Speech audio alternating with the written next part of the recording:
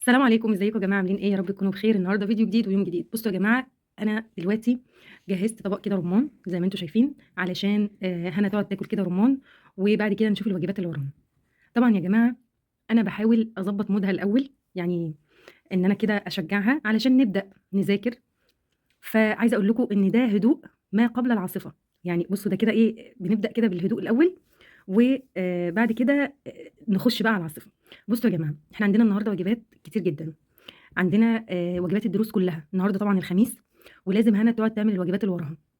يوم السبت عندها درس علوم وحساب، يوم الاحد درس دراسات، يوم الاثنين درس عربي وانجليزي، فلازم تخلص واجباتها علشان طبعا اليوم اللي بتبقى رايحه فيه المدرسه وراجعه بتكون تعبانه يا دوب ان هي تقعد ترتاح شويه. لو هغديها كده وتنزل تروح الدرس، طبعا ما فيش مجال ان هي تيجي من المدرسه اصلا، ولا بتبقى عندها مود ان هي تذاكر بعد المدرسه، يعني ان هي تقعد تعمل واجب الدرس وبعدين تروح الدرس. فبنضطر ان احنا نخلص واجباتنا قبل الدروس. فعلشان كده انا بخليها تعمل يوم الخميس الواجبات بتاعتها كلها، عشان تاخد يوم الجمعه الاجازه بتاعتها زي ما هي عايزه، تلعب زي ما هي عايزه، تنزل عند جدتها، تطلع عند عمتها، تلعب مع اولاد عمها، تاخد الموبايل شويه، فده بيبقى المكافاه. فعايزه اقول لكم ان انا بس عايزه اوريكم دلوقتي منهج سنه رابعه ابتدائي، وهخلي هنا يعني تقول لكم حاجه بسيطه قوي كده على منهج رابعه ابتدائي. بصوا يا جماعه، اولا احنا طبعا بناخد دروس في كل المواد، لان للاسف المدرسه ما بتشرحش اي حاجه. فعايزه اقول لكم ان احنا بناخد واجبات في المدرسه وواجبات في الدروس. تعالوا بقى نشوف مع بعض كتب المدرسه وجمال المدرسه وحلاوه المنهج. تعالوا مع بعض اوريكم نبذه بسيطه جدا عن يومنا بعد المدرسه كيوم طبيعيه جدا مع اولادها الحلوين. طبعا انا دلوقتي بكلمكم عن هنا بس رابعه ابتدائي، ما اتكلمناش عن اولى اعدادي. اولى اعدادي ده حاجه تانية خالص خالص خالص. بعد ما انا بقى اتكلم هقول لك على حاجه صغيره، وهقول لكم بصراحه يعني مش هكذب ولا حاجه ولا حاجه. ماشي. امسكي كده يا هنا يا هنوش كلي الرمان، عماله اوريهم نبذه بسيطه عن المنهج الجميل بتاع سنه رابعه. بسم الله سميتي. بسم الله. الرحمن بصوا يا جماعه، انا هوريكم نبذه بسيطه جدا عن كتب المدرسه وعن حاجه المدرسه وعن جمال المنهج.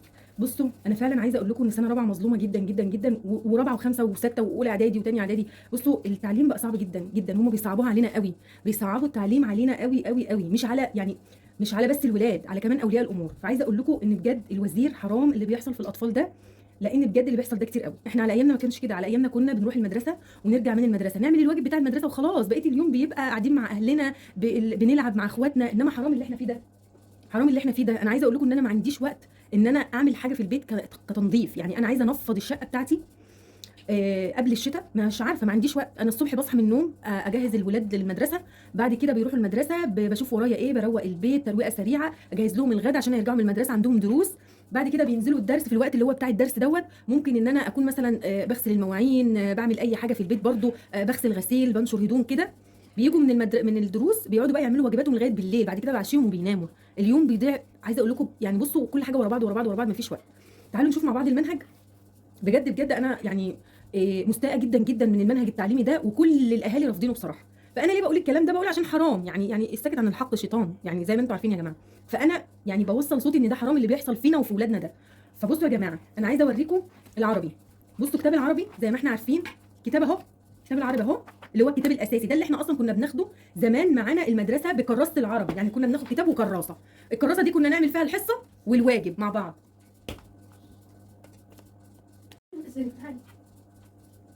فكنا زمان يا جماعه الكتاب والكراسه نعمل الحصه والواجب مع بعض. انا عايزه اوريكم دلوقتي ان الكتاب بقى معاه كتاب تقييمات. تمام، اوريكم كتاب التقييمات. بصوا انا عايزه اوريكم نبذه بسيطه قوي. يعني مثلا اداء صفي، اداء منزلي، بعد كده قراءه، قواعد نحويه، تقييم اسبوعي، الف وباء وجيم. تمام.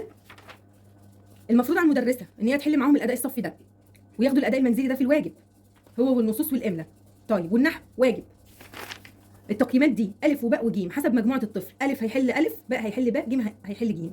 طيب غير كمان الواجب اللي بيبقى فين في الكتاب. يعني المدرسه بتحل معاهم مثلا صفحه اهي، تديكي صفحتين واجب ولا حاجه. تمام كده، تمام. يبقى احنا كده بقى عندنا واجب وواجب واجبين. نيجي بقى للكراسات او الكشاكيل. العربي بس، العربي بس يا جماعه 4 كشاكيل. ليه؟ املا، مهارات، اداء صفي واداء منزلي، تقييمات.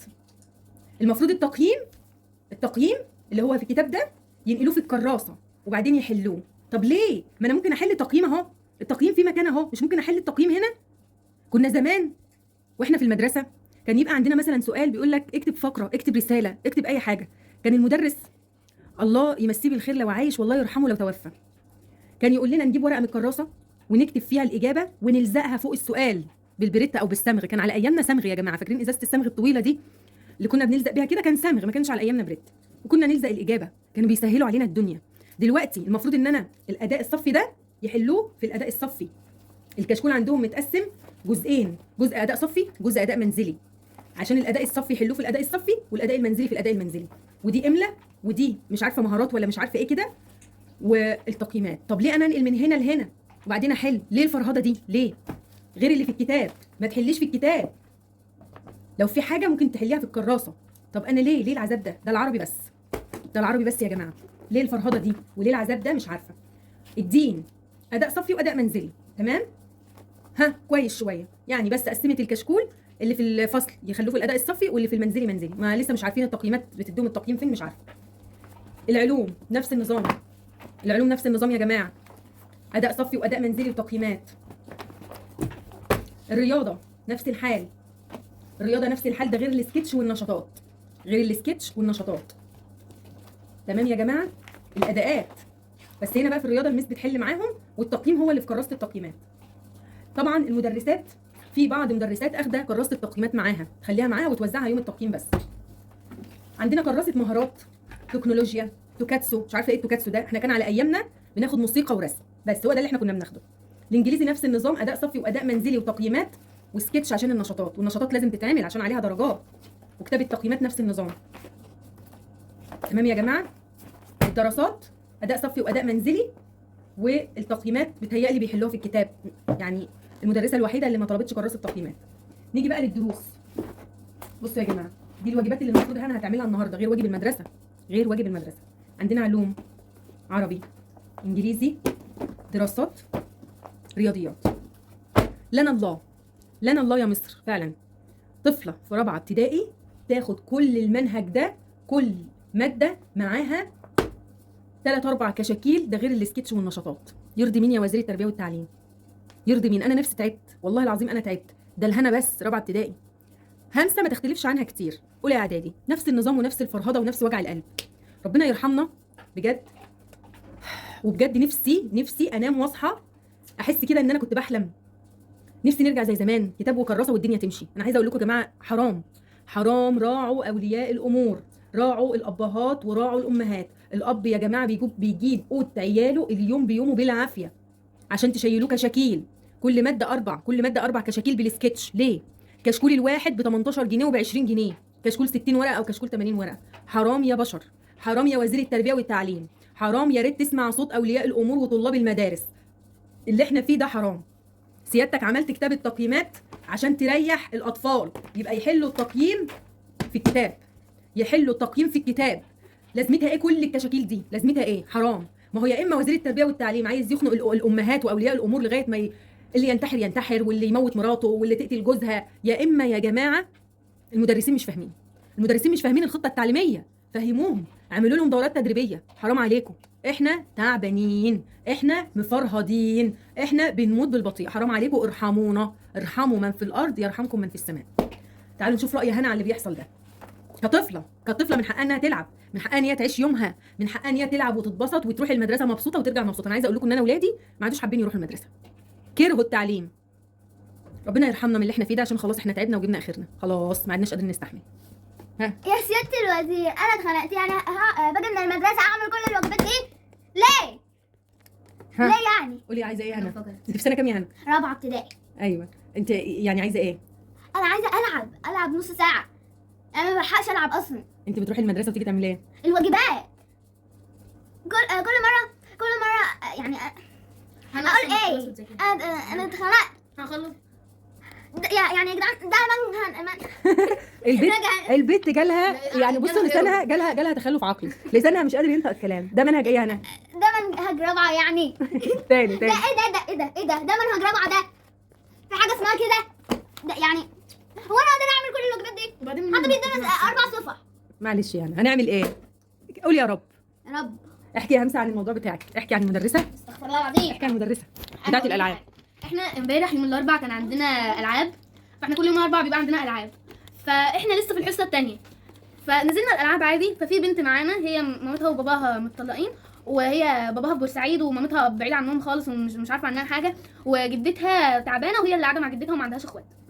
فهي البنت ربنا يشفيها عندها السكر، فكانت قاعده. فخلاص احنا نازلين الالعاب، فبتقول لي المس ان هي عايزه تقعد ومش هتقدر تجري، وبيجرونا الملعب كله، بيخلونا نمشي على ايدينا وحاجات لولبيه على ايديهم ورجليهم يا جماعه، مش عارفه ايه ده. انا لسه هروح المدرسه اشوف ايه الموضوع ده. كل يوم 4 في الالعاب المدرسه تعمل لهم تمارين فظيعه، يمشوا على ايديهم ورجليهم. جايه لي امبارح يا جماعه البنطلون متبهدل حرفيا، ماشي على ايديها ورجليها. البنطلون ده انا كنت لابساه امبارح، البنطلون ده لونه ابيض. فيا جماعه بقى اللي وقفني في القصه دي كلها ان البنت مريضه، البنت عندها سكر، المدرسه ما رحمتهاش، واجري والعبي وتنططي واعملي. البنت جالها غيبوبه سكر يا جماعه. حد لا ده النهارده وقعت، لا امبارح في الالعاب امبارح وقعت. في حد كعبلها، هي ما قدرتش تمشي على رجليها، وقعت ما قدرتش تمشي خالص ولا تقف. مريضه يا جماعه، مريضه سكر، ربنا يشفيها يا رب ويعافينا. وبعدين النهارده برضو في الحصه جالها الثانيه، غيبوبة. في الحصه الثانيه او الثالثه تقريبا او في نص الثانيه كده، اغمى عليها ونزلت، ما عادتش طلعت تاني، وما عدناش عارفين. وما عندهاش حد يا جماعه يجي حتى يستاذنها. جدتها ست كبيره مريضه، وباباها في بورسعيد ومامتها مش هتيجي تاخدها، ومحدش اجى اخدها. في واحده بس كانت عندنا في الفصل عارفه بيتها وعارفه اهلها، وهي صاحبتها من زمان، اجت توديها بيتها او تسندها حتى تقوم تمشي. ما ينفعش المدرسه تستاذن. ما رضتش تنزلها. ده يدل على ايه يا جماعه؟ ده يدل على ان المدرسه مستهتره. المدرسه اللي خلتها تجري وتلعب وهي مريضه سكر وبتقول لها انا مش هقدر والمفروض تقعدها على جنب، حرام عليها ان هي جت عليها وعلى صحتها وخلت البنت تتعب بالطريقه دي. حتى هي كمان مش حصه اساسيه، هي المس اللي كانت الالعاب. انا اللي اعرفه يا جماعه على ايامنا زمان لما كنا بنيجي نلعب حصه العاب، لو حد تعبان ما خلاص ما تلعبيش. في بنات في السن ده طبعا وانتم فاهمين كلامي، بيبقوا بنات بيجي لهم ظروف، فاهمين ازاي؟ بنات ما يقدروش يجروا، ما يقدروش يلعبوا، ما يقدروش يتحركوا. فسيبيهم. واحده عندها ظروف، واحده مريضه سكر، واحده ظهرها بيوجعها، واحده عندها مشكله في عظمها. انا عايزه اقول لكم ان انا بنتي ضعيفه جدا، ضعيفه جدا. انا بتهيالي يعني لو وقعت وقعه ممكن تتكسر فيها. فليه انت تيجي على يعني مثلا بتقول لك تعبانه؟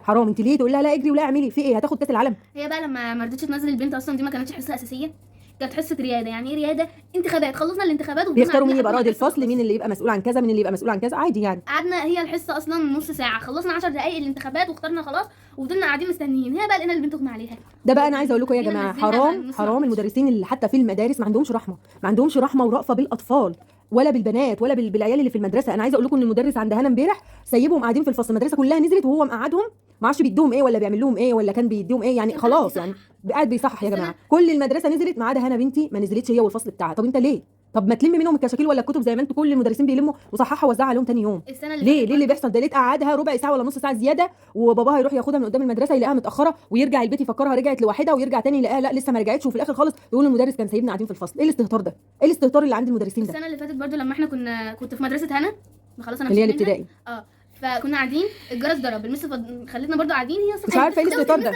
المس كانت قاعده على التليفون بتاعها ما خدتش بالها، قاعدين نقول لها الجرس ضرب، هي برضو قالت لنا لا انا ما سمعتش، وخلتنا فاضلين قاعدين بعد ما المدرسه كلها نزلت يا جماعه. لحد ما الداده اجت تنظف، فلقيتنا قاعدين بالصدفه قالت لنا الجرس ضرب من زمان. شايفين الاستهتار يا جماعه؟ والله العظيم الواحد لولا انه حرام انا كنت اصور المناظر اللي بتحصل دي في المدرسه وافضحهم كلهم على السوشيال ميديا. بس بجد الواحد بيقعد يتكلم مع الواحد بيتكلم مع المدير بالذوق ويتكلم مع المدرسين بالذوق، بس ولا حياه لمن تنادي. ايه الفساد اللي بيحصل ده؟ وفي الاخر يقول لك الخطه التعليميه وبنبني مصر ومش عارفه ايه. تبني مصر ازاي اذا كان ما فيش مدرسين ولا مسؤولين ولا اي حد عنده حس بالمسؤوليه؟ كله ماشي كده بالبركه. ربنا يرحمنا يا رب من اللي احنا فيه. عايزه اقول لكم يا جماعه ان ده كان الفيديو بتاعنا بتاع النهارده. اتمنى يا رب تكونوا استمتعتوا معايا، مع ان مفيش فيها استمتاع، كله نكد في نكد. نشوفكم يا رب ان شاء الله باذن الله في فيديو جديد. اشوفكم على خير ومع الف سلامه. باي. نشوف المصايب اللي عندنا دلوقتي.